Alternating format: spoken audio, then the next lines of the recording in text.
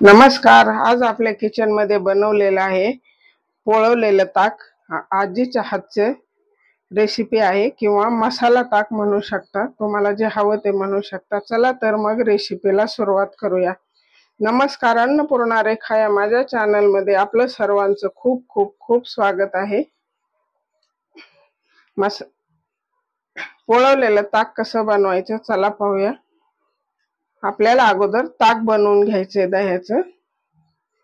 हे छान दही आहे, जास्त आंबट नाहीये. त्याला आपल्याला रवीच्या साहाय्याने हलवून घ्यायचे. तुम्हाला शक्य नसेल तर तुम्ही मिक्सर मध्ये सुद्धा फिरवून घेऊ शकता.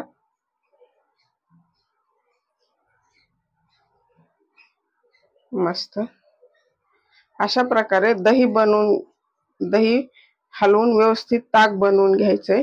माझा व्हिडिओ जर आवडला तर लाईक करा. अशा छान छान रेसिपी पाहण्यासाठी माझ्या चॅनलला नक्की सबस्क्राईब करा. हे आपण साहित्य घेतलेलं आहे: मिरची, लसूण, जिरेपूड. हे जिरे टाकायचे, त्यामध्ये धनेपूड टाकली, लसणाच्या 3 पाकळ्या, कढीपत्त्याची 3-4 पानं,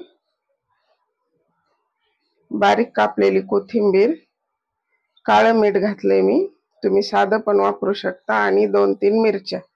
त्याचा आपल्याला ठेचा बनवून घ्यायचा आहे. हे आमच्या आजीच्या हातची ताक पोळवण्याची ही रेसिपी तुम्ही नक्की बनवून पहा, खूप आवडेल तुम्हाला. थोडीशी साखर घातली मी आणि तो ठेचा आपल्याला मिक्स करून घ्यायचा आहे.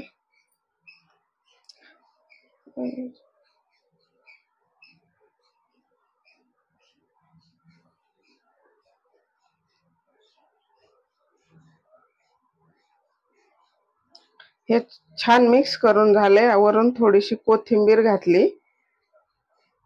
हे तयार झाले. आपल्याला याला आता तडका द्यायचा आहे. आपली एक पंती असते ना, ती पंती व्यवस्थित गरम करून घ्यायची आपल्याला.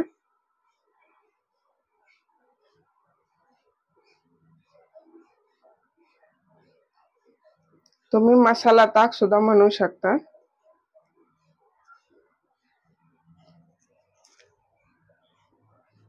अशा प्रकारे त्यामध्ये आपल्याला टाकून घ्यायची ती.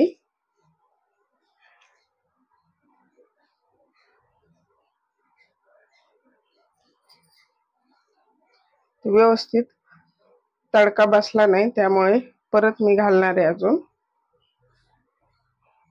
पण ती धुवून घेऊन डबल अजून गरम करून टाकायची आपल्याला.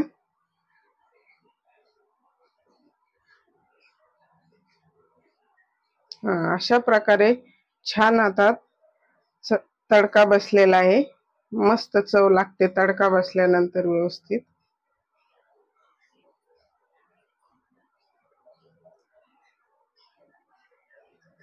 मस्त झालेला आहे ताक आपला. आता उन्हाळा चालू आहे, त्यामुळे पोटाला थंडावा मिळण्यासाठी ताक रोज खायलाच हवं. आपल्या शरीरातलं पाणी घामाद्वारे जात असते, त्यामुळे आपण ताक खायला हवे रोज.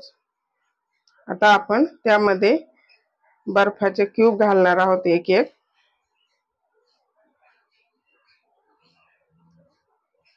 आपल्याला आता सर्व करायचे. मस्त, काय जबरदस्त झालेलं आहे. खूप छान झालंय आपलं ताक. वा, मस्त तयार आहे आपले आता हे पोळवलेलं ताक किंवा मसाला ताक म्हणू शकता तुम्ही. माझं रेसिपी कशी वाटली कमेंट बॉक्स मध्ये मला नक्की कळवा. आणि अशा छान छान रेसिपी बनवून खात राहा, मस्त राहा. वेळात वेळ माझा व्हिडिओ पाहिल्याबद्दल धन्यवाद.